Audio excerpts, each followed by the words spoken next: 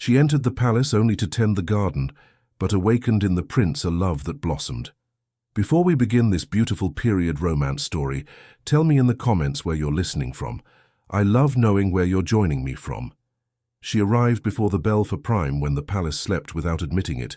Frost webbed the lower leaves and traced the gravel with a fragile lace that would melt at the first real breath of day. Elodie could see her own breath, could see how it shook on the exhale, then steadied as she dipped her hand into the basket for twine. She was small among the hedges, a figure meant to disappear. Monsieur Vauclair had told her so the day before, with a mouth that pinched shut at each end. You walk in lines, he had said. You keep your face down. If you must be heard, you whisper.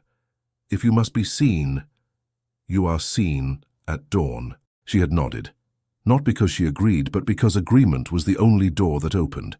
Now she went to the north rose parterres, which had been let go through the worst of the winter. The canes were long and soft at the tips, the old wood crowded with blind shoots, the kind that looked like promise but delivered nothing. She touched each cane as she had been taught by a gardener who had never stepped within a mile of a palace gate. The art did not change with the address. You cut back to where the wood is alive.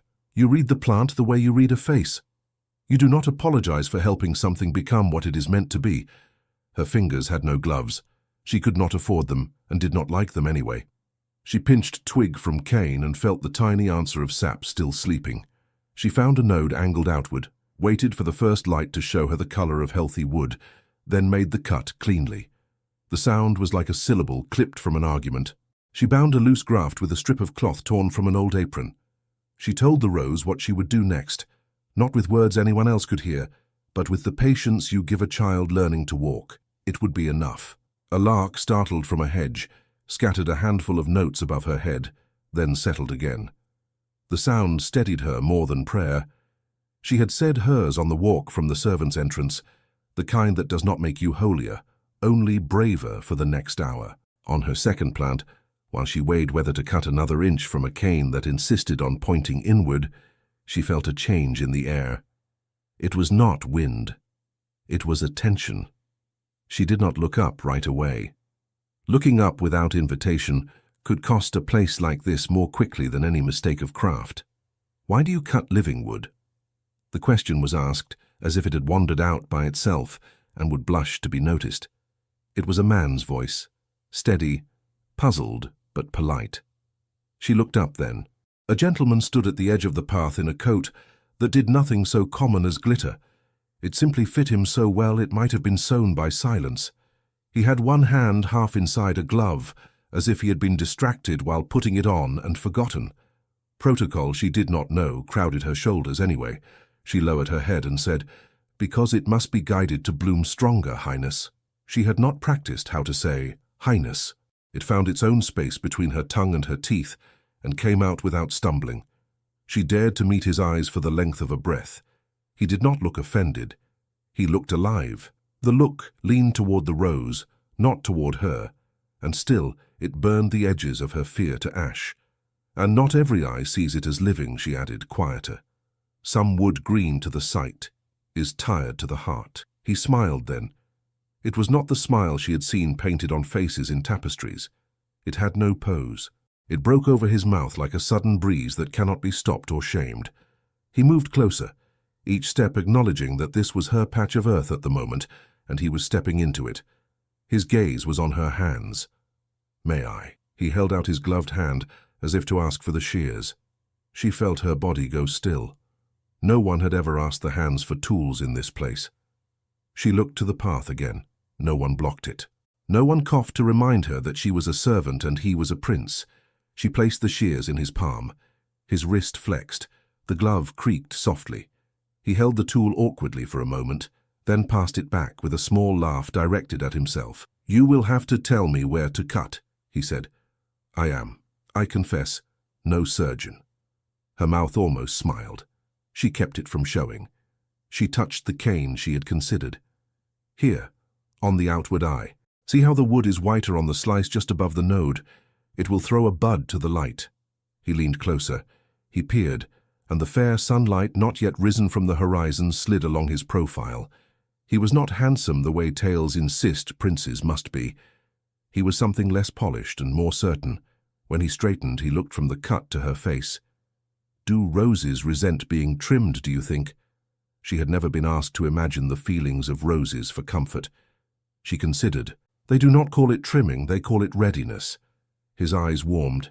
He put a finger gently below the cut, as if to reassure a child before a needle. Then he stepped back. Thank you, mademoiselle. She bowed with care to keep the basket from sliding off her wrist. He did not wait for an answer. Courtly footsteps sounded from the distance, then were swallowed by hedges. He left the north beds quietly, as if stepping away from a question he meant to keep. After he was gone, the world returned to its rhythm. The frost surrendered to the shy lifting of the sun. The lark offered another piece of song, and then was coy with itself, silent again.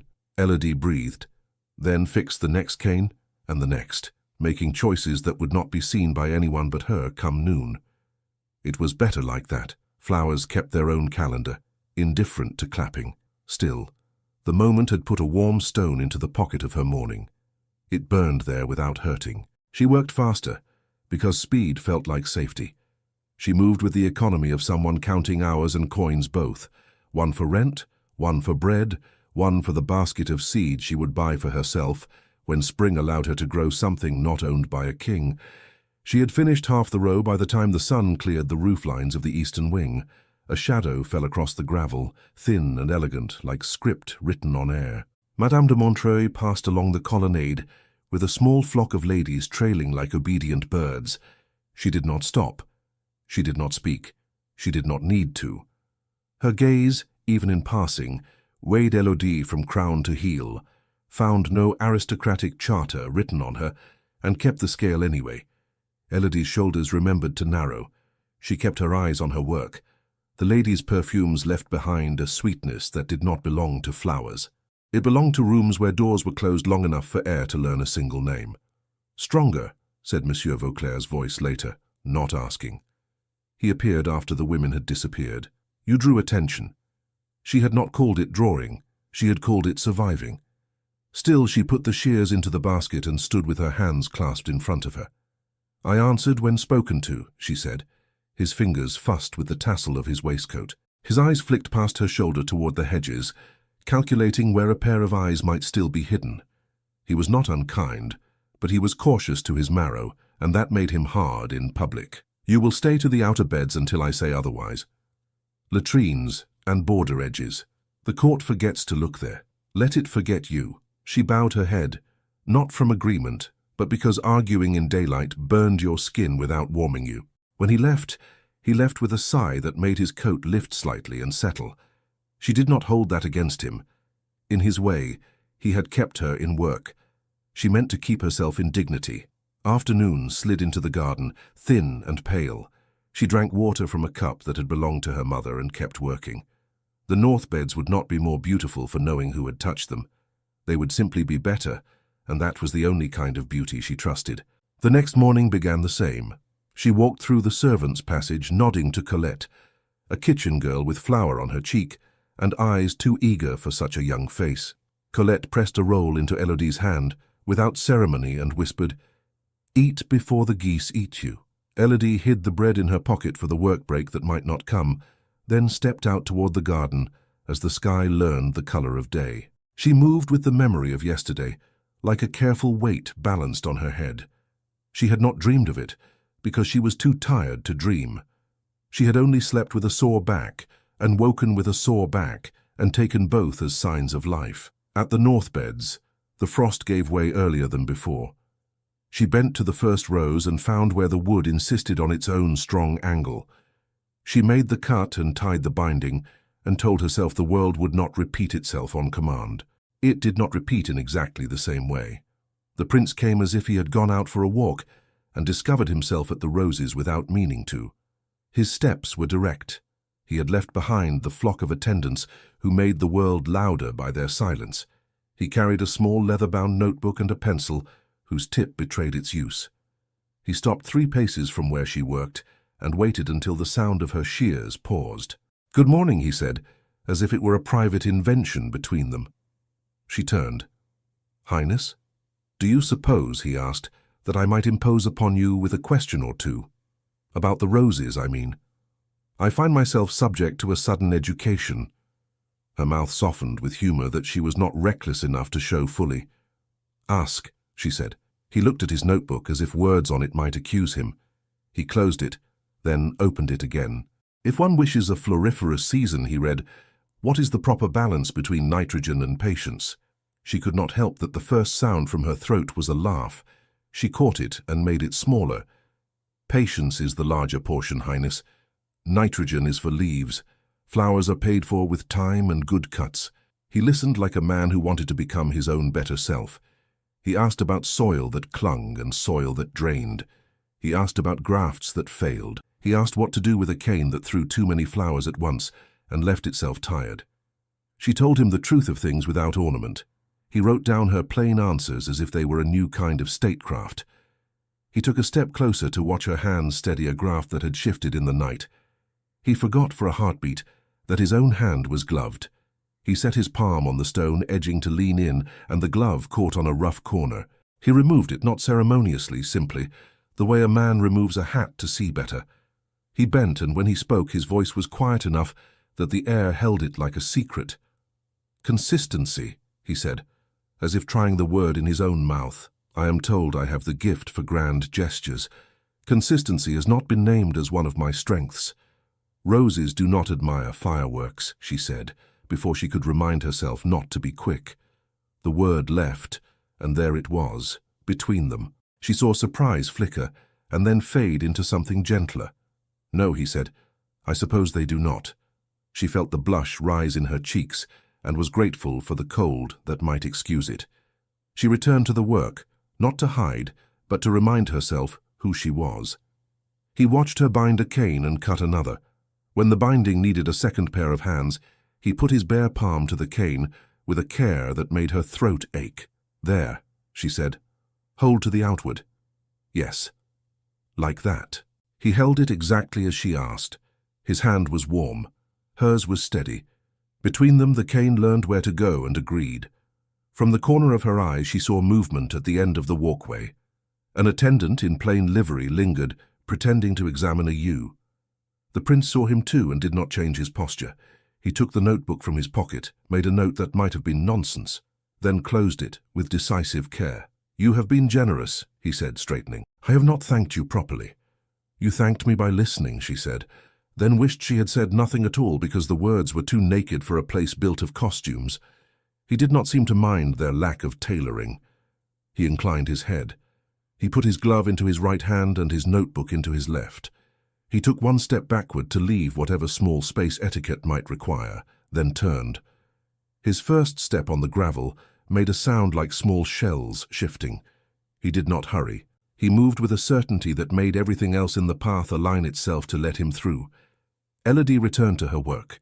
She breathed in, breathed out, and the world steadied. She found the next cane and measured her cut with her eye and then with her finger. Behind the hedges, the palace exhaled 1,000 instructions that made no difference to soil. She let them pass like rain at a distance. The hours thinned into minutes when she worked. She forgot, for a blessed stretch, that the prince had stood where she stood. She forgot not because it was unimportant, but because the plant in her hand demanded the kind of attention that leaves no room for memory until the job is done. She trimmed out dead wood that had hidden under a mask of lichen. She removed an inward-facing bud that would only crowd leaves and invite mildew. She loosened earth around the base of a plant that had settled too deep. She made a small trench to carry water where it would be wanted. The lark returned and sang. It gave 2 notes, then 3, and was silent again, as if it accepted no commission to please anyone's day beyond its own. Elodie smiled at that, and did not tilt her head to find it. Some things performed better without an audience. The morning stretched its legs toward noon. She paused then to eat the crust Colette had handed her. She broke it into pieces small enough to swallow without attracting attention, and washed them down with a swallow of water. She did not sit. Sitting marked you as idle. Standing marked you as necessary even when you were not wanted. A wet scent rose from the soil as the frost finally gave up. She swallowed the last bit of bread and returned to the row. The cut she had made at dawn was oozing a small drop of sap that caught the light like a pearl. She touched the rim of the cut with a clean cloth, not to stanch it, but to keep bugs from sticking in it. She hummed one line of a tune she remembered her mother using when she kneaded dough. It was not the tune that mattered. It was the rhythm. Plants liked what repeated without violence. Her thoughts, while she worked, trod a path she had never dared to draw with ink. A prince had asked her a question and waited for her answer.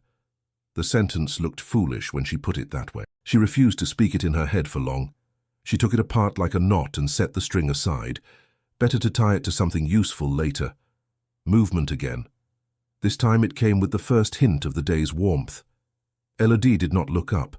She was binding a cane and needed to keep the pressure even. She wound the twine, pinched, tied and released, without jarring the wood. Only then did she glance along the path. It was empty. She felt foolish for a moment, and then relieved by the ordinariness of gravel without shoes on it. She pulled her basket a pace farther with her foot so it would follow her along the row.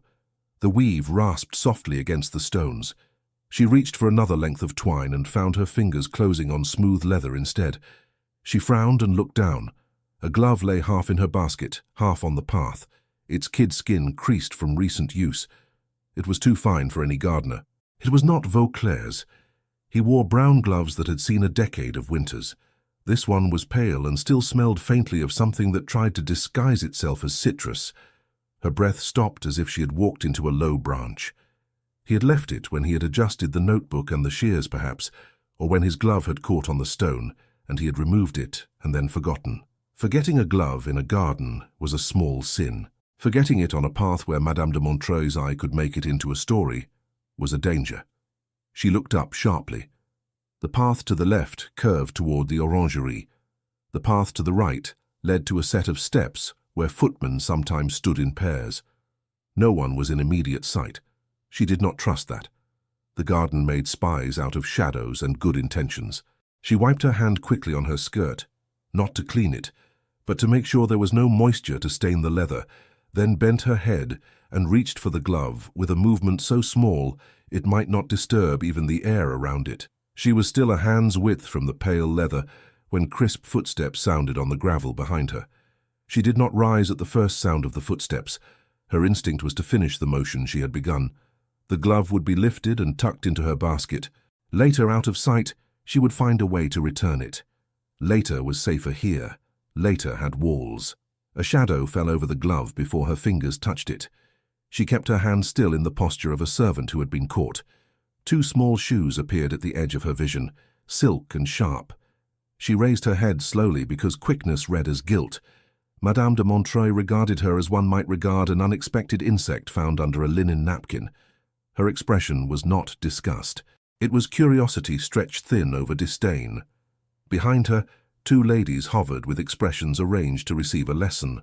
"What have we here?" said Madame, light and almost musical.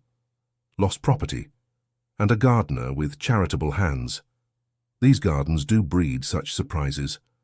Elodie kept her eyes lowered without closing them. She could see the glove clearly. She could see the seal stamped in the leather at the cuff. She could see how it would sit inside a story if someone chose to place it there. She pitched her voice to the level of a corridor whisper. "A glove, Madame. I meant to return it to the attendant post." "Of course," Madame said, and smiled as one smiles at a child who has reached for a treat before being invited. "How you intend devotion. Such zeal. One must always place things in their proper place, mustn't one? Ladies, observe. The order of objects keeps the order of a court." She bent without bending, a trick perfected with practice, and plucked the glove between thumb and forefinger. She held it away from her skirt as if it had acquired more garden than glove. The two ladies made small sounds of appreciation for the gesture, which was nothing and everything at once. "One does not carry a prince's glove in a basket for cabbages," Madame continued pleasantly. "Even if the basket belongs to roses for a morning, one entrusts it to the proper hand. I shall relieve you of the burden of duty, child." Elodie kept her face still. It cost her. The word child was not meant as kindness. It was meant as a wall. She bowed her head a fraction and stepped back the width of a leaf. Madame's eyes did not miss the movement. They saw everything and honored nothing but their own satisfaction. "Tell me your name," she said, as if they had not both decided Elodie did not need one. "Elodie, Madame." Where are you from, Elodie? From Saint-Cloud, madame. How far one can travel on a single pair of shoes, madame mused. She turned the glove over, as if it might confess the path by which it had been lost. And you have family here? No, madame. No. How efficient. Well then, we must be careful with what we collect when we have no one to share the weight. Do you understand me? Yes, madame. Good. Now listen very carefully. You are to keep to the latrine borders today. There has been a lapse in their care. One would not wish any unpleasantness to linger, would one? It will keep you out of our way. Madame had no authority over the gardener's tasks. That belonged to Vauclair. But authority in Versailles did not always travel with title. It travelled with gaze. Elodie nodded once to show that she understood where to be invisible. Madame's smile widened by the width of a pin.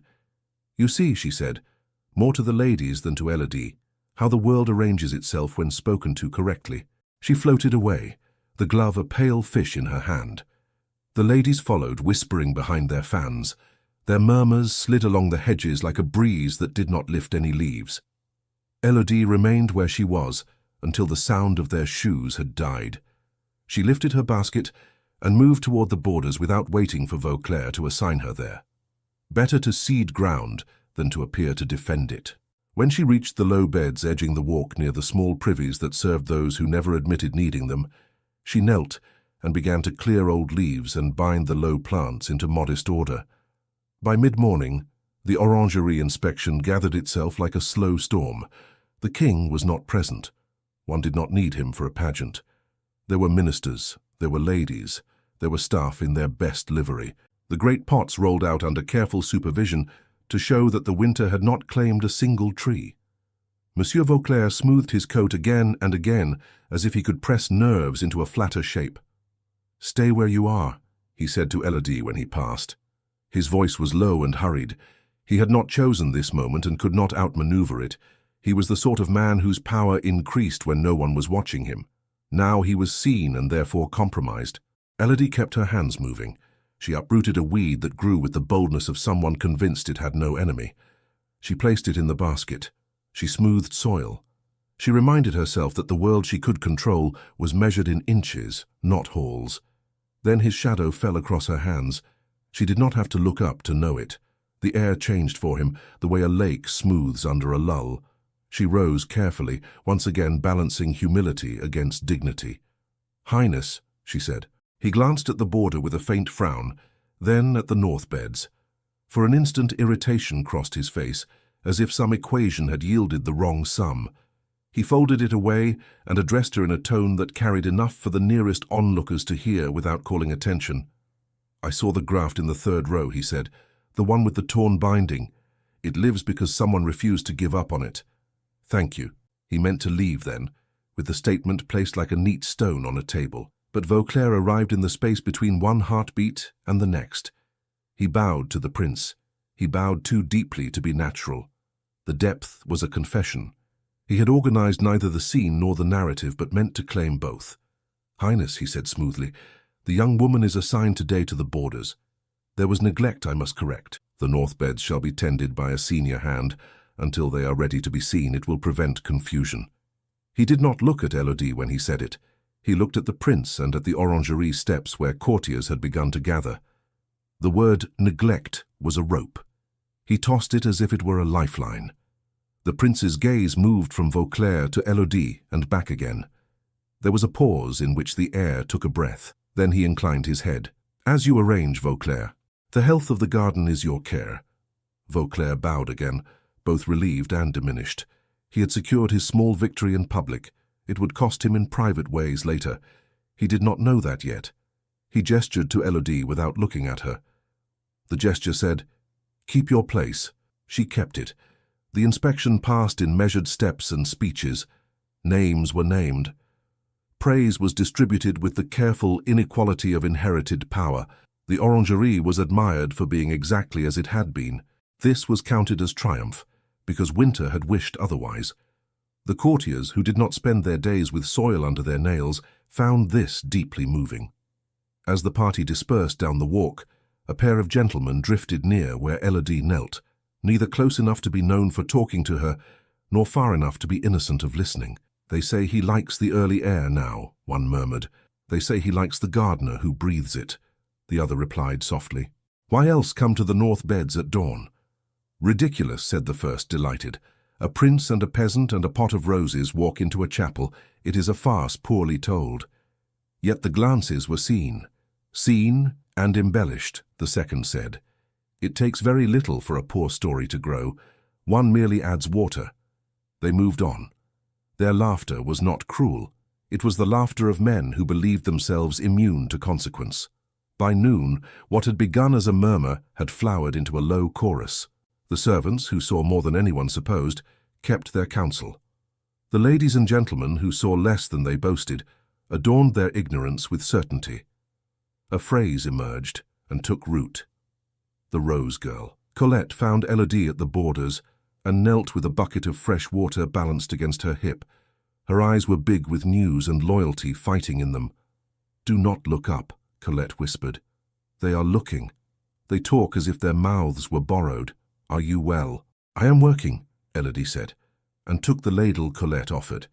She drank and handed it back. You are kind. Kindness is cheap when it is only a drink of water, Colette said fiercely, then clapped a hand over her mouth, aghast at her own boldness.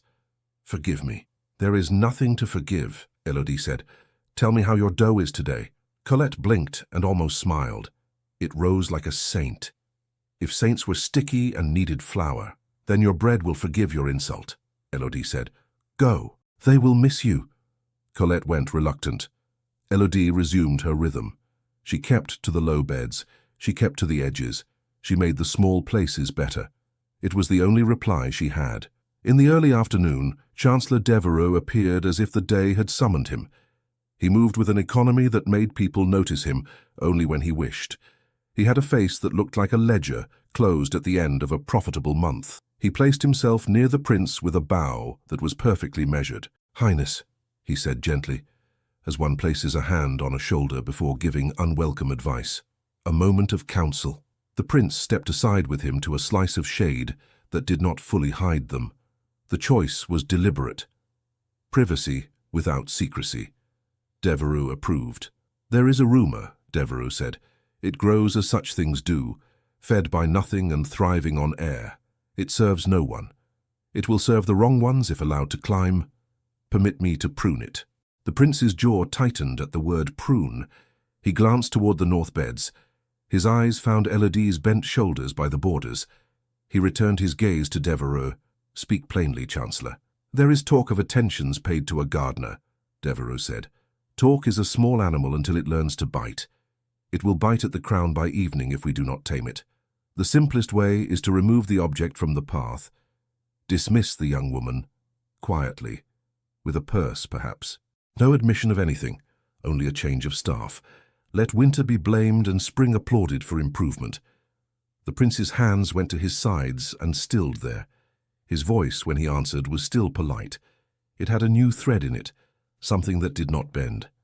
She is the best pair of hands on the north beds, he said. Your counsel speaks of objects and paths. I speak of work. The roses require her. I require the roses. Do you advise me to make the gardens worse in order to make the court still? I advise your highness to preserve the greater good, Devereux said. A court is a living thing. It does not tolerate irregularities. It makes them into fables. Fables do not hold a crown, they break it. You speak as if the truth were an irregularity, the prince said softly. I speak as a man who must think how anything looks when seen by eyes that do not wish to understand, Devereux said. You may resist now and pay later, or you may accept the small pain and prevent a larger wound. Duty is cruel in this way. The prince looked toward the orangerie, where the last of the inspection party lingered like scent, stronger than the flower that left it. He considered. He was a man trained to consider. He nodded once in acknowledgement of the habit that had been bred into him, then surprised himself by not obeying it. No, he said. Not today. She will remain. The garden's answer to me. Devereux did not blink. He inclined his head as one bows to a mule that will not be moved. As your highness wishes, I will note your preference. He stepped back. It was not surrender. It was repositioning. By late afternoon, the smaller courtesies turned into smaller cruelties.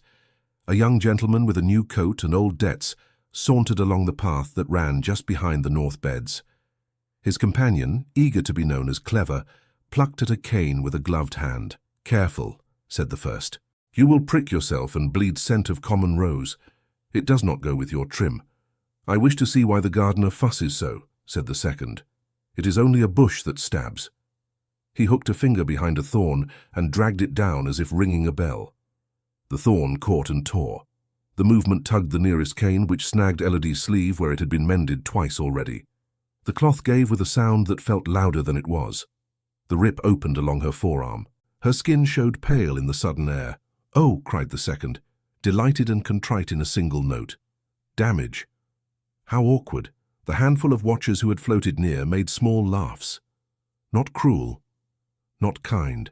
The sound of people enjoying that life had shaken itself and lost a button. Elodie did not look at them. She drew back her arm with a calm motion and examined the tear. It was clean. She took needle and thread from the small case in her basket and set to work with a competence that made the laughers look foolish to anyone inclined to notice. While she stitched, she spoke to the cane in the same tone she used for coaxing wayward shoots. "No harm done," she said. "You did as you are meant to do. We will make the line smooth again." She tied off the thread, bit it between her teeth, smoothed the cloth down, and returned to binding the cane. She did not look up even when the sound of the prince's step paused at the edge of the bed. He had seen everything. His face held itself in the shape required by a day filled with eyes. Only his hands betrayed him. They closed and opened once, as if remembering a promise to themselves. Monsieur Vauclair hovered in the background, torn. To defend her would be to set himself against a current. To say nothing would be to set himself against himself. He chose a middle course that satisfied no one and preserved his position. "Mind the canes, gentlemen," he called in a tone meant to be a jest among equals. "They bite hands that do not belong."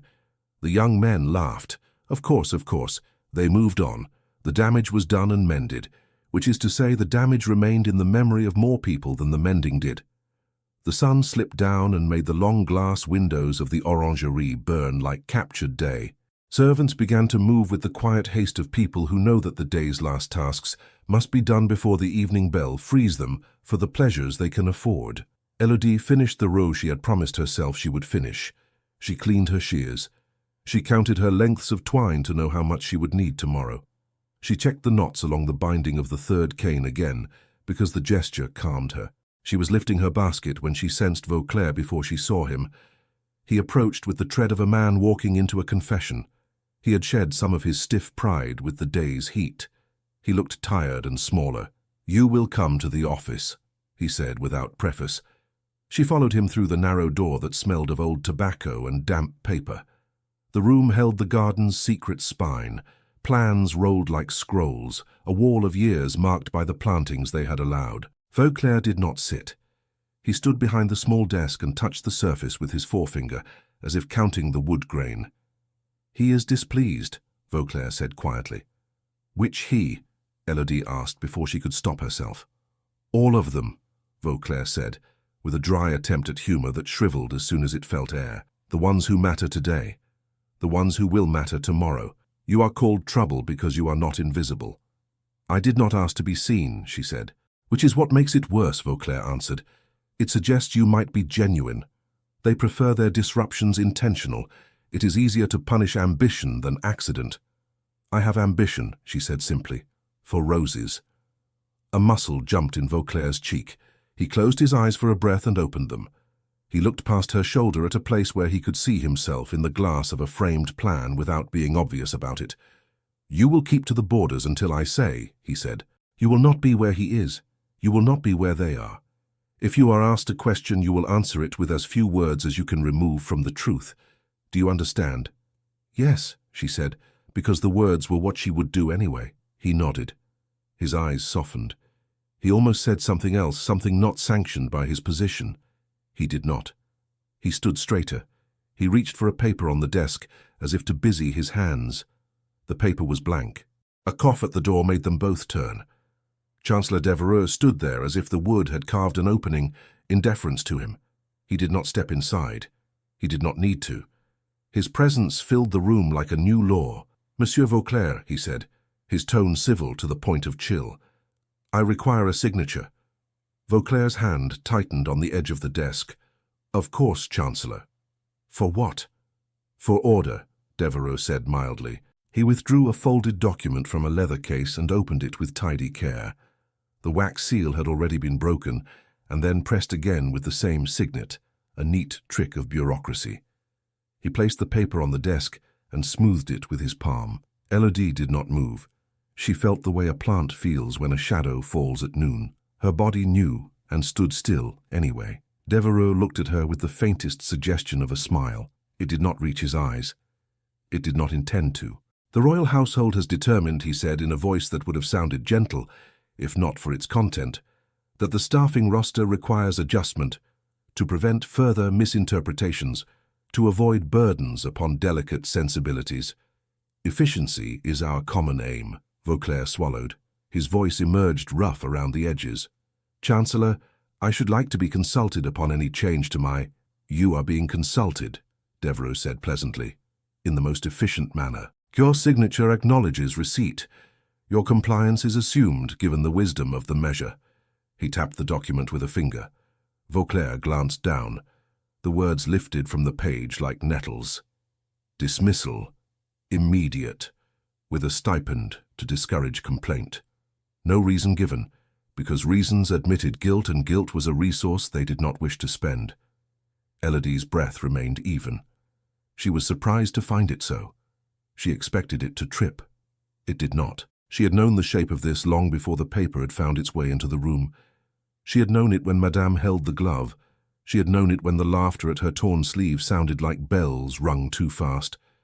The prince, Vauclair began, and stopped. Devereux's glance warned him not to put the air between himself and a blow. The prince will be informed, Devereux said, as he ought, as we all will be.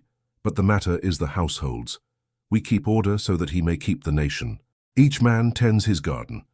He slid the paper toward Vauclair. The gesture was courteous. It felt like the laying down of a blade. Vauclair's hand shook. He hid it by making a show of adjusting the paper. He reached for a pen. He hesitated. He stared at the portion where the blank line waited for his name to make this a fact that could not be argued. Devereux did not press. He waited, a man with all the time in the world and all the plans for it already drawn. The clock in the corridor struck the half-hour. The sound moved through the wood and into their bones. Somewhere outside, a lark gave one indifferent note. Inside, Vauclair put pen to paper and made the mark that would send Elodie from the palace before sunset. Devereux folded the document, sealing the decision with the smoothness of habit. He looked at Elodie not unkindly, as one might look at a chair one intends to remove from a room. You will leave by the servants' gate, he said. Your stipend will be provided at the quartermaster's. There is no stigma attached to this change. Tell yourself so, and others may believe it. If you are wise, you will not loiter for goodbyes. He inclined his head by the width of a coin and turned to go. On the threshold he paused as if remembering an afterthought and spoke without looking back. The order is effective at once. Elodie did not realize she had moved until she found herself outside the office with the papers silent still in her ears. The corridor smelled of wax and the faint vinegar tang of yesterday's cleaning. She touched the wall to feel the chill of stone and made herself breathe evenly. The word at once had already passed. She was late for her own leaving. She went nowhere for a moment because there were too many directions. The garden pulled one way. The servants' gate pulled another. The tiny dormitory room where her basket and her spare dress sat, folded like small animals waiting, pulled a third. She chose the only path that made sense to her body. She turned toward daylight. Colette found her before Elodie found the open air. The girl appeared as if she had been listening under the floor and had run ahead of the news. Flour dusted her sleeve. Her eyes were round as coins and much more honest. You cannot go to the gate, Colette whispered without preamble. Devereux will send a man to make sure you leave. If you go now, they will not let you touch even a leaf. You must decide whether you will be broken today or tomorrow. I prefer not to be broken at all, Elodie said, and managed a smile that was not a lie. How do you come by so much information for someone whose kingdom is dough? The kitchens hear everything, Colette said. The pans never talk, but the people who hold them have ears.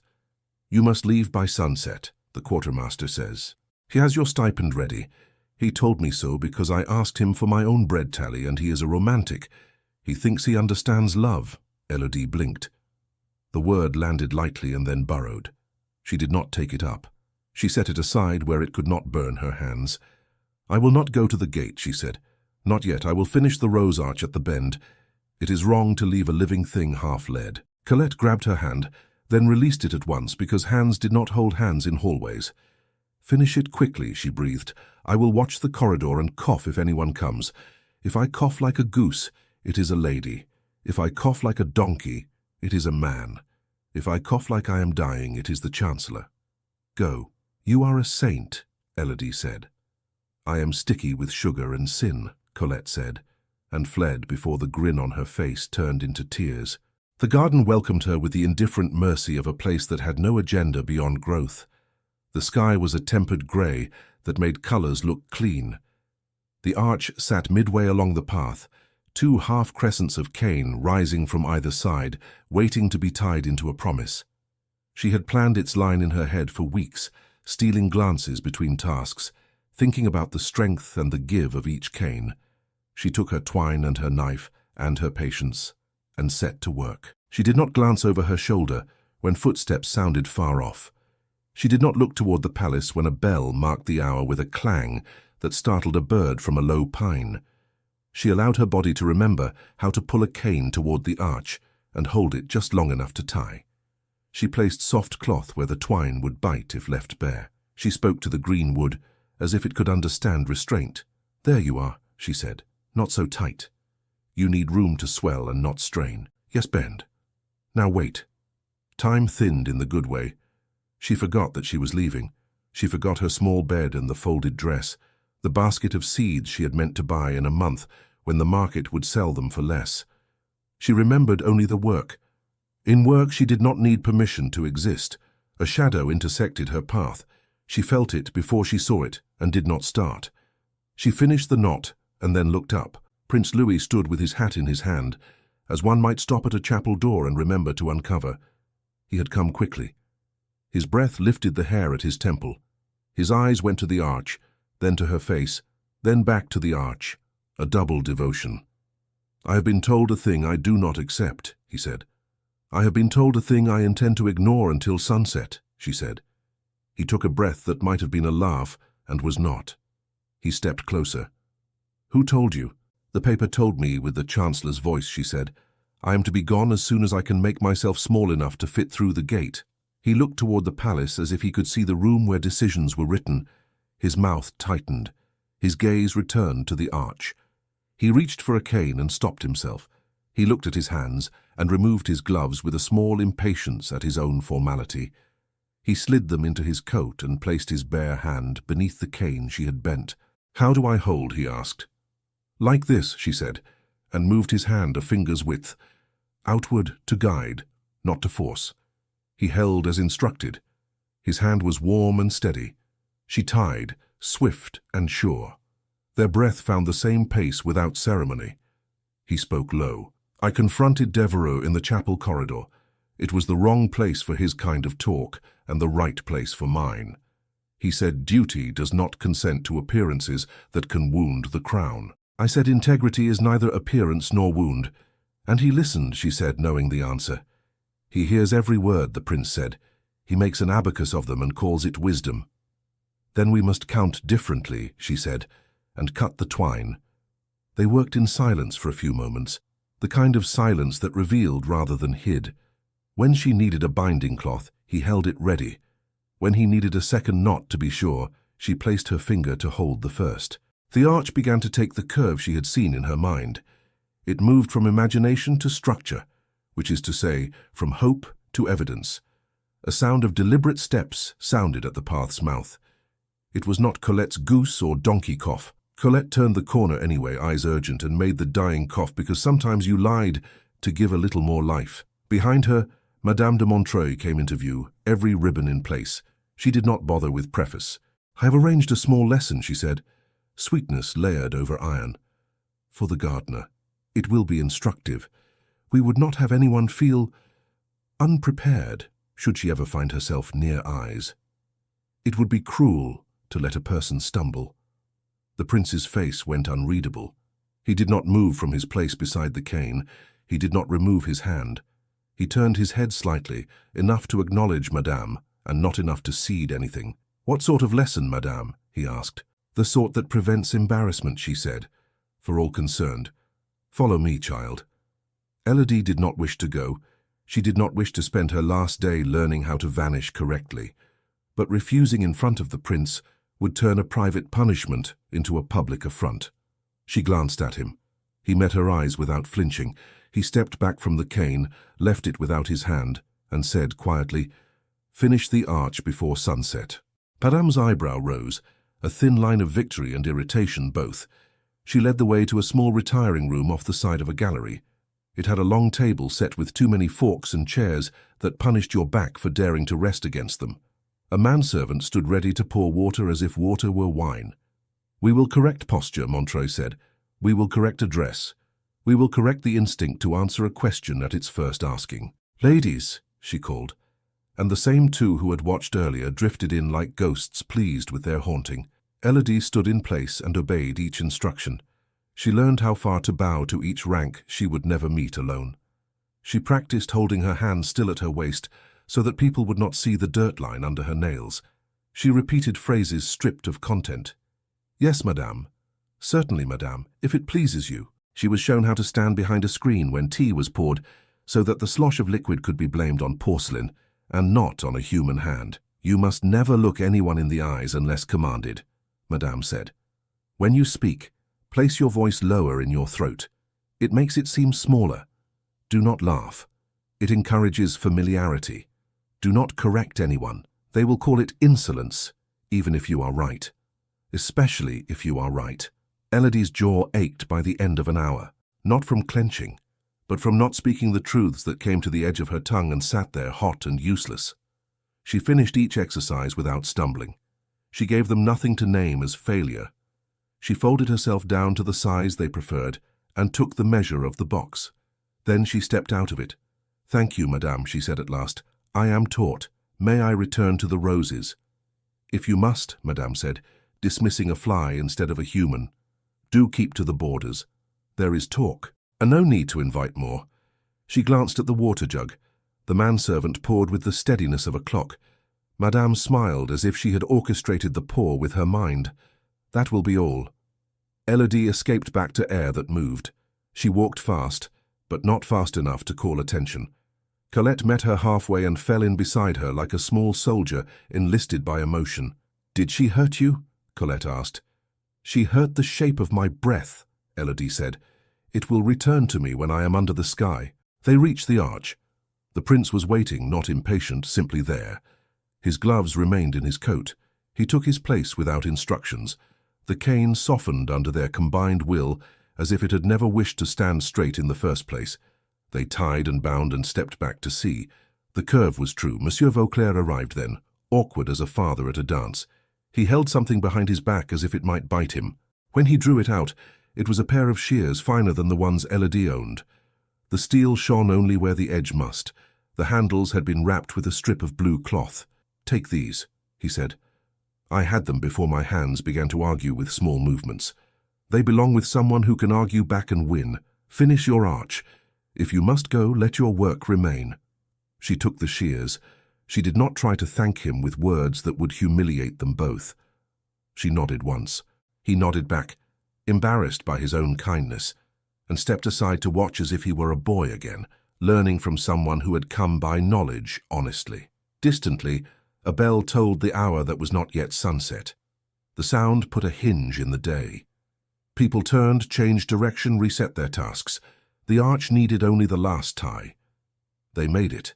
Elodie stepped back and wiped her palms on her skirt without noticing she did it. The arch stood like an answer to a question she had not dared to ask. "Well," said a voice that filled space with policy, "we create architecture now in our spare hours." Chancellor Devereux stood at the path's mouth, attended by two men in the household's livery. They were not soldiers. They were function. They had the manner of people who were used to moving chairs and people with equal detachment. Devereux's face held courtesy. His eyes held patience. His hands were empty. He did not need them to be full to be dangerous. "Highness," he said, bowing a fraction of a fraction, "the order stands. We would prefer to avoid spectacle. Let the girl pass quietly." The prince did not step away from the arch. He did not step away from Elodie. He placed his hand lightly against the cane nearest him, as if to say that disruption here would be to disrespect something that had not asked for their argument. His voice, when he spoke, was shaped for witnesses and truth both. "She remains," he said, "on my authority, under my protection. The gardens answer to me." A murmur rose from the small crowd that had gathered in the wake of Devereux's approach. A footman's mouth opened and then shut. A lady's fan stuttered and then went still. The two attendants exchanged a glance that had the outline of worry. Devereux's face did not change. He looked in every way like a man who had been offered a correction on a point of taste. He inclined his head to acknowledge the prince's words as if they had been polite and inconsequential. "Then the king will hear of this." The summons did not arrive like thunder. It arrived folded, sealed, and delivered by a boy who did not yet know how to keep his eyes from the floor. He placed it on the wooden bench where Elodie kept her tools and recited his line, as if copying it from the shape of the seal. "You are called to attend in the Hall of Mirrors," he said, "by request of the Chancellor, by knowledge of the prince." "Knowledge is not permission," Elodie said, and his ears turned pink as if the sentence were a warm hand. "I am only a mouth today," he murmured, and ran. She held the paper without breaking it. The wax was neat. The impression was clean. She did not open it because she did not need more words to understand. She looked to the arch. It stood with its curve complete, as if it had always intended to bend and had just been waiting for her hands to agree. She thought of walking straight to the servants' gate and letting the garden keep her secret. She thought of slipping away before the palace could shape her into its lesson. Then the lark sang, quick and bright, from the hedge behind her. 3 notes. A pause. 1 more. She laughed under her breath. The bird had no audience and performed anyway. She took off her apron, folded it, and set it beside the bench. She washed her hands in the basin Colette had filled and left with a sprig of mint floating on the water. She smoothed her hair with her damp fingers and walked. The corridors held their usual hum, not louder, not pretending ignorance. People looked and did not look. The hall opened ahead like a polished river. She had seen it only from the far end, where servants slipped in to set or remove a chair without being remembered. Today she entered by invitation. Her feet made almost no sound on the parquet. The mirrors caught her and offered her back 100 times, smaller each time, until she disappeared. There were men in powdered hair and velvet. There were ladies whose quiet was the loudest thing about them. There were ministers with their hands folded to hide how they wished to move them. Devereux stood near the center with a posture that suggested he had been born there and had merely grown taller. Prince Louis waited at one end, not on a throne, only on space. He saw her. He moved 1 step toward her, the smallest rebellion permitted in a room that measured everything. "You came," he said. "You asked," she said. "My refusal should be made in person." He blinked at that. Then a softness moved over his mouth. He offered his arm as one offers safety. She did not take it. She stood at his side, but not in his shadow. "Chancellor," the prince said, and the courtesy scraped like fine sand. "Let us finish the day's lesson." Devereux inclined his head as if accepting a cup. He gestured to a small table where a document lay like a modest culprit waiting its turn. Madame de Montreuil stood to one side, her hands looped softly at her waist, her face arranged into the expression that had always served her, composed concern. "The matter is simple," Devereux said. "A dismissal was issued to prevent misinterpretations. It has been resisted. In addition, a communication was received alleging a breach of confidence from the gardens to a rival estate. If true, it compounds the imprudence. If false, it is slander. Either way, it requires light." A breath moved through the room. It was not a sound, but a change in the air. Elodie did not speak. The prince did. "Who alleges?" he asked. "A letter," Devereux answered. "Signed, but not easily verified. It speaks of coin. It speaks of notes about grafting passed to a steward from Moudon. It speaks with correctness of structure, and none of the scent of truth. Montreuil's eyelids lowered in what she might have believed was a graceful show of patience. "In these times," she said softly, "even the appearance of impropriety corrodes. A lady at court brought the letter to me in confidence. I did not wish to trouble His Highness. I wished to spare him. But silence can be a disservice." "You have rarely been accused of that, madame," the prince said. His tone was even. His eyes were not. Vauclair stood at the edge of the assembly, hat in hand, fingers crushing the brim. His throat worked once, twice. Then he stepped forward to where he did not belong and looked as if he had found courage in a pocket he had not checked before. "I must speak," he said. His voice was too loud. He lowered it, and it was still a fraction too loud. "I have seen the paper. I know the watermark. It is an old stock used in the garden office for tallies. It has a hairline flaw in the lower right quadrant that looks like a reed by a river. It is not used by the rival estate. It is ours." The eyes in the room turned. Montreuil's calm did not break, but her hands left their perfect loop and pressed once against each other. "Perhaps the lady copied what she had seen," she said. Vauclair shook his head. He was red to the roots of his hair and beyond riches of embarrassment. "The ink tells," he said. "We mix ours with vinegar from the pantry when the bottle is low. It leaves a faint smell that fades. If you have a nose that lives where paper lives, you can smell it. I do. The letter was written here. The seal might be borrowed, but the ink is ours. It is a slap with our own hand." Devereux did not interrupt. He watched the confession like a physician watches a fever break. He reached for the letter and slid it from its cover with 2 fingers. He bent his head and brought the paper closer. He did not inhale in any obvious way. He did not need to. He turned it so the light struck the lower corner.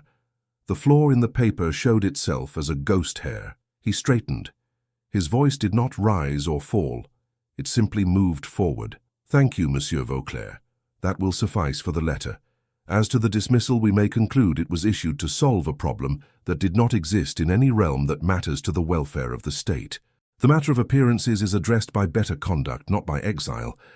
Montreuil's lips parted one fractional width. It was almost not visible. It was enough. Her gaze moved to Devereux with the helplessness of someone who discovers that the system she has oiled does not always turn for her. "Chancellor," she began. "Madame," he said gently, "your zeal has been tireless. It has not always been wise. The court requires guidance, not alarms. You will retire to your estate for a season in care of your health. It is the kindest reading of your mistake." The words landed softly and fixed like pins. No one cried out. No one had the practice for it. Montreuil stood very straight, as if bracing would set the moment back on its feet. Then she bent her head with the dignity of a woman who would not give them the spectacle of anything but grace. "As His Highness wishes," she said. It was not a concession to Devereux. It was an acknowledgement that the prince had chosen a side, and it was not hers. The prince looked at the gathered faces. Some were open, some had shutters. He did not attempt to persuade the shutters. He spoke for those who lived in light. "A crown is worn in rooms like this and in gardens where no one looks," he said. "If we teach the roses that honesty is an error, we will admire the leaves and find nothing when the season asks for bloom. The dismissal is void. The accusation is withdrawn. The garden remains under the care of those who keep it alive." Devereux nodded as if counting votes. It was not a vote. It was a decision. He raised the letter once as a token and then slid it back into its cover. A man from the household stepped forward to take it. Devereux handed it over without ceremony. He did not glance at Montreuil again. He had already moved to the next problem in the quiet room inside his head. "For form," he said, "the record will reflect that the dismissal was administrative and is reversed. No shame is attached. The servant may remain. The office of Madame de Montreuil will be assumed by her deputy for the term of her absence. Your Highness, do you wish to add to the record?" "No," the prince said. "I wish to add nothing to paper today, only to practice." The room waited to see if the waiting was over. It was. The assembly released itself in sequences like a well-executed dance. There were bows and murmurs, and the small relish with which people tell themselves that they would have decided the same way had they been asked. They would not have been asked.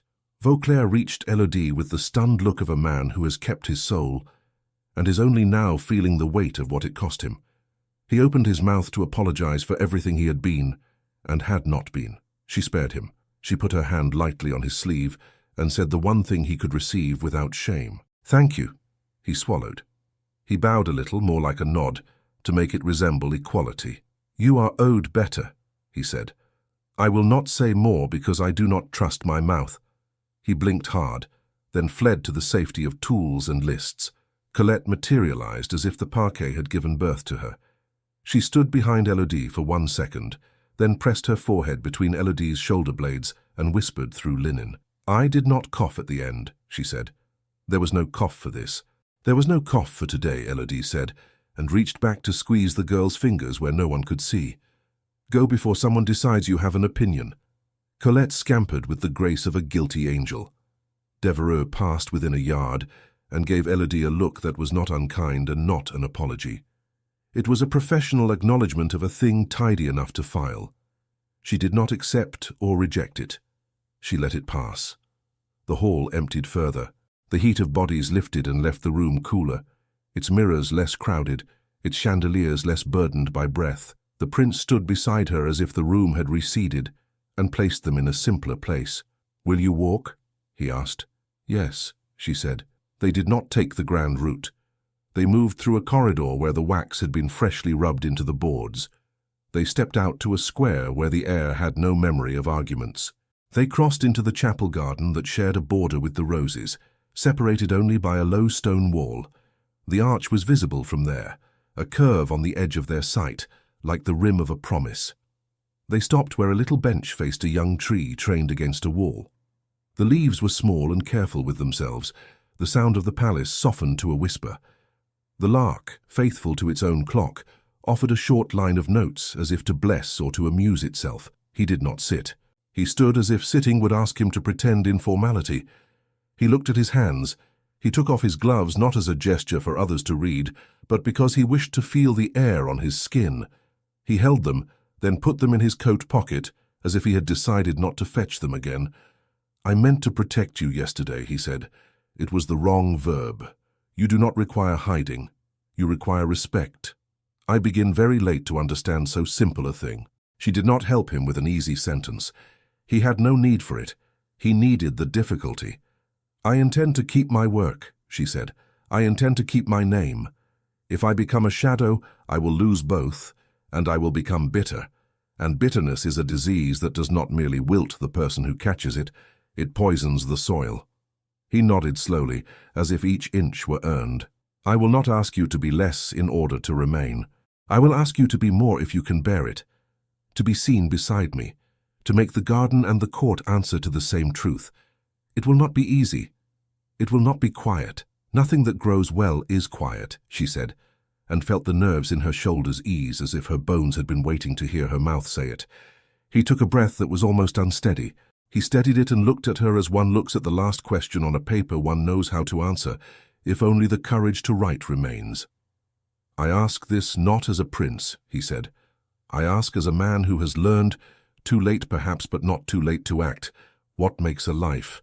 Will you marry me, not in secret, not as a kindness, as a truth? Will you put your hands beside mine, and will you let me put mine beside yours where people can see, and call that equality by its name?" Her heart did not leap. It settled. It sat down in a chair that had been waiting for it. She felt her mother's old song move under her ribs, a rhythm that made sense of seasons. She did not think about the bells or the mirrors or the men who counted appearances. She thought about the arch and the way the cane had yielded when a firm hand asked it to bend and a careful voice told it why.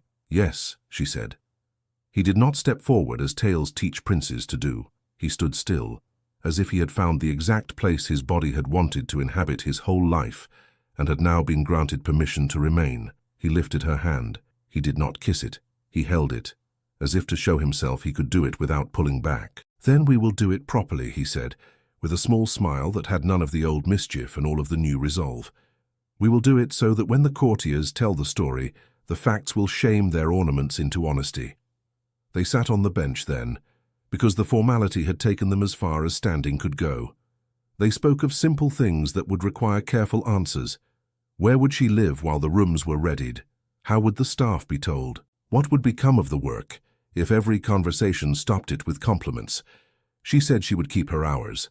He said he would adjust his to match some of them. They negotiated like people who had learned the value of soft stubbornness. A bell rang somewhere high and ritual. It was not urgent. It asked the hour to call itself by its proper name. He looked toward the sound and back to her face. "There will be conditions," he said. "There are always conditions with crowns. They will ask me to be discreet until they can teach themselves to admire what they do not yet understand. I will accept what does not break us. I will refuse what bends us into lies. I will accept the weather as it comes," she said. "I will not accept a roof that leaks and ruins the seed. There is a difference." He raised her hand slightly, as if to agree without words. His ring glinted. It would glint on her finger soon. The thought did not make her dizzy. It made her patient. Footsteps approached on the gravel, quick but not rushed. Devereux appeared at the corner of the wall with the look of a man carrying a basket of facts he had decided were ripe. He stopped at a respectful distance and blinked at the sight of their hands joined openly. He took in the arrangement with the neat satisfaction of someone who appreciated order, even when he had not authored it. "Your Highness," he said. "Mademoiselle, the record is complete. The dismissal is void. The letter is recorded as false. Madame de Montreuil has agreed to the Chancellor's suggestion, with gratitude for the chance to recover her strength. There will be murmurs. They will find the stone of your words inconvenient. They will trip over it and learn to walk." "Thank you, Chancellor," the prince said. He was formal because habit is a coat you do not throw away even when you change your shirt. Devereux's eyes flicked to their hands again. He did not smile. He permitted the corner of his mouth to consider it. It did not commit. He bowed. "I will be frank, Highness. This will require navigation. You will have mine if you will tolerate candor." "Candor is all I will tolerate," the prince said. "Then allow me the first piece of it," Devereux said. "The king will permit a small ceremony quickly. He will require discretion for a season. He will call it prudence. I advise we accept the portion of prudence that protects you from the foolish and refuse the portion that would pretend the fact is not a fact. It is a stupid dance to step as if music were playing when it is not." Elodie almost laughed. She hid it because the man had not meant to make her smile. She liked him a little for that. "Then let us choreograph our own steps," the prince said. Devereux inclined his head. "I will send word to the chapel. The arch will be a kindness to our arrangements." He said the last with the faintest acknowledgement of poetry, and then it vanished. He withdrew as neatly as he had arrived. They were alone again in the quiet, without being hidden. The lark tried another line of song, not for them, perhaps, but for the way the air was easy to breathe. The leaves shifted. The small tree traced a shadow like lace on the wall. He spoke first, not because he needed the last word, but because he had one truth left that wanted saying. "When I met you," he said, "I thought I was interested in your hands. It was a way to make sense of what had unsettled me. Today I admit the truth. It is your courage that undoes me and puts me back together. It makes me equal to my own name." She looked at him and felt how far past fear she had walked, without knowing when the distance had lengthened behind her. A person could live a day like this only a handful of times in a life and feel it for years. "Then let us be equal in all the ways that matter," she said. "Let us keep the roses honest and the people who walk among them too. Let us be very bored by lies." He laughed then. It was not loud. It was clear. It made her think of the first slice of clean wood at a true angle. He stood and she stood. They did not bow. They did not add a gesture they did not need. They turned toward the path together. The arch waited where the chapel garden met the roses. Colette had scattered a few petals under it because she was incapable of passing an opportunity to improve an image. Vauclair had straightened the twine where it had slipped, his fingers telling his eyes a new story about loyalty. The path was clean. The light was late and kind. He looked at the arch and then at her. She nodded. Yes. He took her hand again and did not drop it when someone turned the corner and saw. They walked beneath the curve that had been hope yesterday and was work today. It felt like a vow even before the priest heard a word. And the hour which had arrived with a summons left with a promise. The day of the wedding came as quietly as dew. It had been agreed upon with as much ceremony as a storm needs to move an ocean. None and all. The king did not appear. his seal did. That was enough for those who needed such things. The rest of them needed only air and witnesses who believed what they saw. Elodie rose before the light and washed in the basin where Colette had tucked 3 fresh mint leaves, as if to make the water remember the garden. She wore her cleanest dress. It was plain and honest. Colette fussed at the seams with fingers that wanted to invent lace and settled for smoothing every line. When she stepped back, her eyes went bright, and then quickly practical. "You will need a ribbon," Colette said. "Not for show, for memory." She produced a strip of blue cloth and tied it around Elodie's wrist with a knot that would hold under a storm and give under a gentle pull. It matched the cloth around the handles of the shears Vauclair had given. Elodie touched the ribbon and said thank you in a tone that meant the word for more than the ribbon. Colette nodded once as if accepting a commission and wiped at the corner of her eye with the heel of her hand like a child refusing a nap. Outside, the chapel garden was freshly swept. Early light made the stone wall warm to the eye even before the sun had caught it.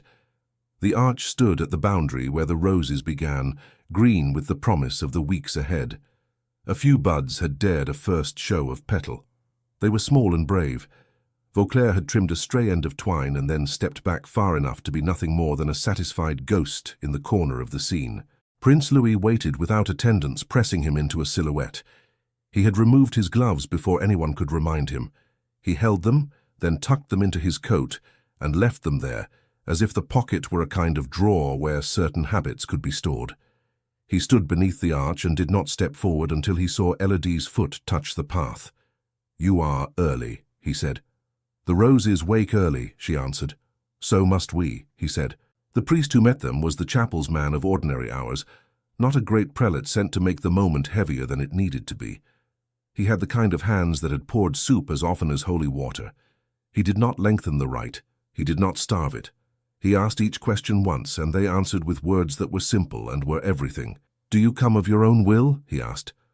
"I do," Elodie said, and felt the earth agree. "I do," said Louis, and his voice did not search for more air than he needed. "Do you promise constancy in health and in sickness, in ease and in difficulty, in honor and in the daily weather of human love?" "I promise," they said together, and the lark gave a small impertinent line of song that made the priest smile and pause as if heaven had inserted a phrase.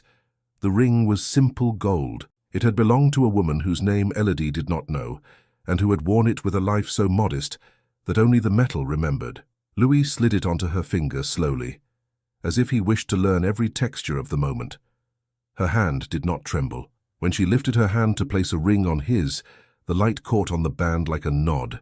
They did not kiss, as in tales that have more audience than truth. They bowed their heads together and stood like that for a heartbeat that felt like a held breath between 2 lines of a song. When they raised their faces, the chapel bells gave a gentle peal, not loud, not a declaration to the town, only to the garden.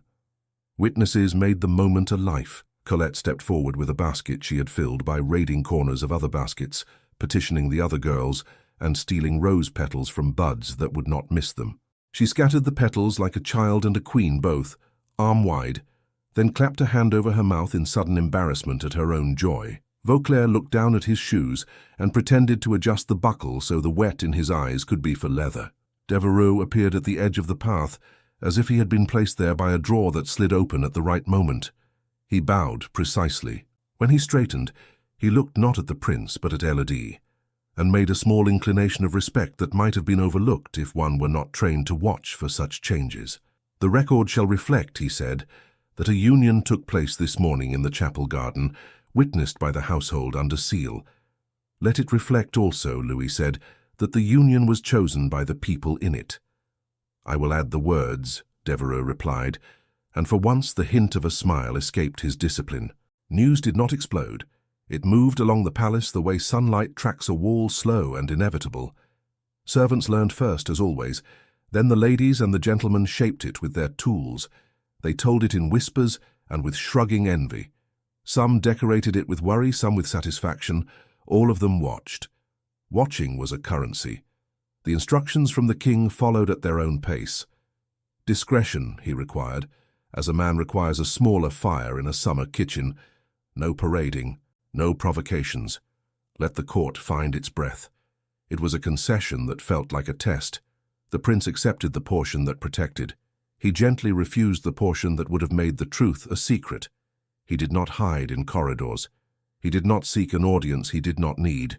He lived steady as a clock that tells the right time whether anyone hears it or not. Elodie kept her work. It was the only way she knew to live. The day after the wedding, she rose with the grey and tied back her hair with the same ribbon. She walked into the beds with her shears and her old basket, and the ring that made her hand feel new. She pruned, she watered, she loosened soil around roots that preferred air to suffocation. She taught a young apprentice how to judge the angle of a bud eye without squinting.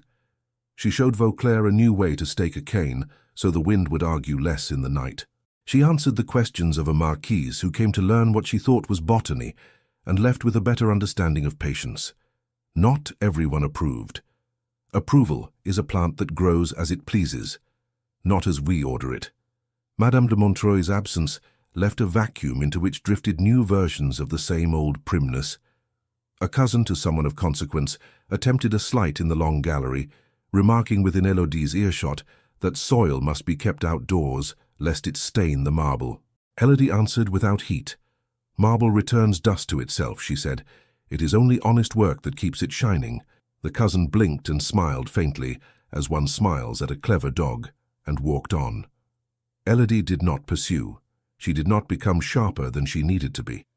She had seen how sharpness cuts its owner's hand first. Louis learned new habits. He tried the weight of meetings that had been performed for him by men whose lips never tired. He interrupted gently. He asked questions as if pruning dead explanations might allow a living solution to grow. He refused to sign a paper written to comfort nerves rather than to help lives. He returned between tasks to the garden as if it could teach him how to lean and not to bend. They met at dawn and sometimes at noon, and once or twice in a twilight that painted the gravel with long shadows and made them imagine years as a kind of evening, cool and merciful. They spoke in the language that work teaches, small exact words that carry heavy things without wobbling. Then, when the day allowed breath, they spoke of the future like sensible thieves, stealing bits of peace and hiding them in places where danger could not find them. "You will be pressed," she said one afternoon, trimming a side shoot that had become greedy. "They will try to put me behind a screen and tell you it is chivalry. Then you will stand in front of the screen," he said, "and I will stand beside you and we will look stupid enough to make the screen feel silly." She laughed at that, quick and warm. He did not look to see if anyone approved of the sound. A season stretched. The buds fattened and learned to trust the light. The court, reluctant pupil, learned to be bored by its own outrages and to be interested in the things that lasted. A young duchess asked Elodie, on a morning full of honest birds, how to instruct her groundsman to cut without cowardice. "Courage," Elodie said, "is learned by doing a small brave thing and realizing you did not die. I suggest a single bold cut and a step back to watch the plant forgive you." The duchess repeated the sentence later to 3 friends and claimed it for her own. It did not matter. Truth outlives the name on its first tongue. The day of public acknowledgement came without blaring trumpets. It arrived because the set of decisions had accumulated into a shape that could not be denied. It was a promenade day, the kind where the court moved as if it had been poured onto the gravel and left to settle. The sky was polished pewter. The air smelled of damp stone and the rind of something citrus from a bowl near the orangery. 1,000 eyes made a light wind. The arch wore its first real flare of bloom. The north beds, once a tangle, now held lines with the confidence of a practiced hand. Louis stood at the head of the path. The king's seal had gone ahead in a note, a scant line of acceptance, signed and cold, and yet sufficient. The assembly arranged itself in a crescent, for that is how people stand when they mean to be kind to their own curiosity. Servants hovered at the edges like commas, necessary and overlooked. Devereux placed himself in a position that allowed him to hear every cough and every compliment. Vauclair tucked his hands behind his back to prevent them from ringing. Elodie came from the roses without a flourish. She did not come as a surprise. She came as something that had been happening for many months in plain sight. She wore the same plain dress with a clean apron over it, because truth does not require silks to be seen. Her ring caught light and passed it along. No music announced her.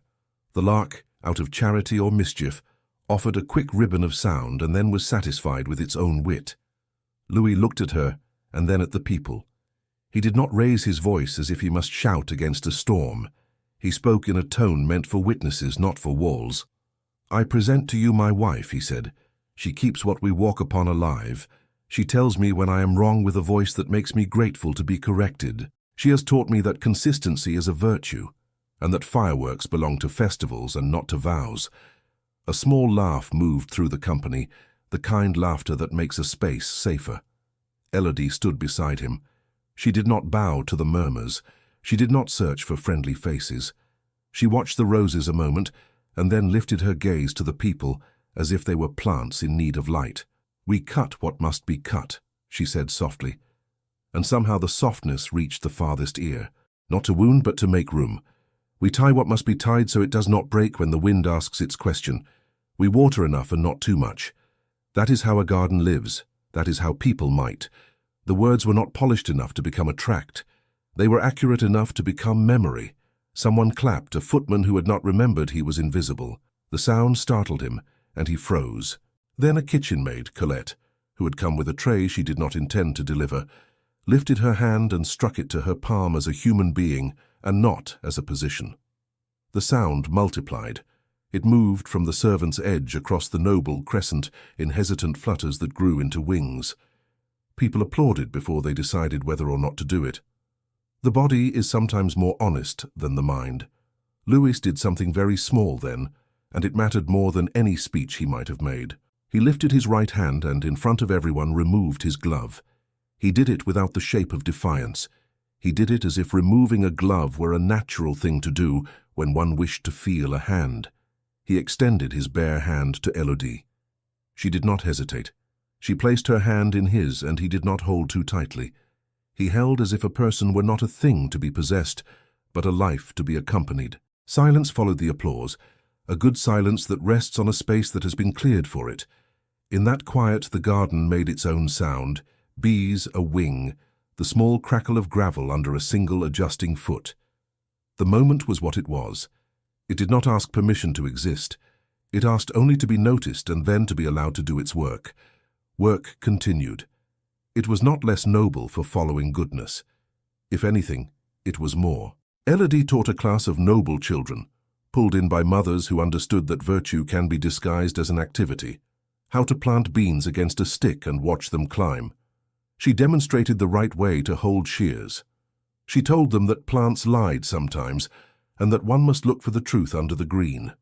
They listened with the urgent intelligence of those not yet soaked in pride. One boy cut wrongly on purpose, and then laughed with delight when she did not scold, but asked him what he had learned and how he would make it right. He learned. He made it right. Louis began to bring matters of state into the garden, not as theatre but as medicine. He received a report while leaning against the low wall and asked the minister to walk as he spoke. Something about the open air made the minister abandon 2 ornaments in his sentences and reveal the heart of the problem. The solution grew from that honesty the way a rose grows after a hard cut. No one credited the air. No one needed to. It worked. The seasons turned, as they do whether we are ready or not. Summer pressed its palm to the backs of their necks. Autumn arrived with its pile of gold. Winter stood at a distance and promised not to be cruel if respected. The arch kept its promise. It flowered and rested and flowered again. Elodie walked beneath it with Louis at dusk, when the day was tired and kind. They touched the cane once in a while, as if to check the heartbeat of their own effort. They argued sometimes. Love requires it if it wishes to be honest. Their arguments were not storms meant to tear down houses. They were brisk winds that knocked down dead twigs. When he forgot to tell a counsellor no, because he had been taught always to say yes to rank, she reminded him with a phrase that made them both laugh in the end. When she took on too much work and came home with a back that felt older than her years, he told her she would serve the garden better by assigning tasks to the hands eager to earn her trust. She listened. He listened. They cut. They tied. They watered. They made room. Colette grew into her courage like a shoe that had waited for the foot to match it. She took charge of a small plot behind the kitchens and produced herbs that made the soup sing. When the head cook took credit, she shrugged like a general who knows a battle is won and does not require a trumpet. Vauclair aged into a gentleness that he had not known how to wear when his pride was newer. He showed new apprentices the plan wall and told them that the best plans change when the plants tell you they must. Devereux continued to file facts into the world's drawers and to remove them when they no longer fit. Once he found Elodie counting seedlings and asked with a rare curiosity that made him younger whether she preferred rouse to wild scatter. She answered, "It depends on the seed," and he nodded as if she had spoken a theorem. One evening in late spring, when the light decided to linger and the air held the warmth as if reluctant to give it back, Louis and Elodie walked the long path hand in hand without noticing they did it. The court noticed. It did not erupt. It accommodated. Habits had shifted under the surface, and the shape of the surface had changed without breaking. The young looked on as if it were natural. The old looked on as if a comfortable chair had been moved 1 foot to the left, and they found the new angle kinder to their backs. They stopped beneath the arch. It had begun as her last act before exile. It had become the first act of a different reign inside the same walls. The cane above them whispered because the breeze had found a way through the leaves and could not resist telling them something. They did not need to hear the words. They understood the sense. He turned to her. He did not look for an audience. He did not lean toward the mirrors where other people admired themselves. He looked at the person who had taught him a better way to stand in his own life. "Thank you for not returning the glove to the wrong hand," he said. "Thank you for taking it off in front of them," she said. They smiled, the way people smile when there is nothing to perform and everything to feel. He lifted her hand to his lips and did not kiss it with an actor's flourish. He kissed it as if it were a sentence he had promised to say every day until he had no more days to say anything else. The lark, obliging, sent up a single bright note that seemed to agree that promises are best kept in small, steady ways. Elodie looked along the beds. The roses had begun to open in earnest. The first flush was always generous, then thoughtful, then generous again. She felt the same in herself, energies and rests, efforts and quiets. Beside her, Louis watched with a patience that had become muscle memory. He did not need to be taught the difference between waiting and neglect anymore. He knew it in his bones. People spoke of them, of course. People always do. Some of it was poetry dressed as gossip. Some of it was gossip dressed as poetry. None of it added to or subtracted from the thing itself. The truth was, walking under the arch every day, a pair of hands that had learned to carry devotion and duty without dropping either. The kingdom did not split for it. It bent like a cane guided by a good hand and found a shape that could bear weight and flower. When the first child came, the garden did not pause to acknowledge it, and that felt right. Life had never paused for anyone. It had only continued with them or without them. The nurses moved softly. The bells did not toll, and the roses smelled as they had always smelled. He was swaddled in cloth that had not touched that sort of softness before, and held beneath the arch for a breath. He did not cry. He yawned as if inaugurated into a long and necessary work. Later, when he learned to walk, he would hold on to the low wall and insist on being allowed to fall safely. His mother would let him. His father would learn to look and not reach too quickly. Courage again, taught to small legs. Years passed but did not seem to move away. They layered themselves. The arch grew thicker with wood that had begun as questions. They added a second arch along another path, not as a duplication, but as an answer to a different light. They planted a row of herbs for Colette and a line of trees that would outlive all of them. They practiced a faith that did not require incense. It required consistency. It rewarded it with shade and with scent. People sometimes asked Elodie, bravely or foolishly, if she had ever been afraid. She answered honestly, "Yes, every day at first, less later. Now I am only afraid of wasting a season. Fear is useful when it is small enough to fit in a pocket. When it grows, I cut it back." And love, they asked when they were bold enough. "Love is patience with hands," she said. "It is a knife that cuts to make room. It is water the day before a drought. It is looking at the same face every morning and recognizing the person who helped you become yourself. It is simple. It is work. It is the easiest thing when you are brave, and the hardest when you are not. We practice." The court included the sentence in its own language. Practice became fashionable as a verb. For a decade, no one mocked it. Then, when fashion moved on, practice remained where it had begun, in the hands that kept making, kept tending. One late evening, as old summer turned toward early autumn, and a long table had been set in the garden for the people who actually kept the palace alive, gardeners, cooks, stable boys who were now men, laundresses with carved strong wrists, Elodie stood and lifted a cup of water, not wine. The moon had come up pale and curious.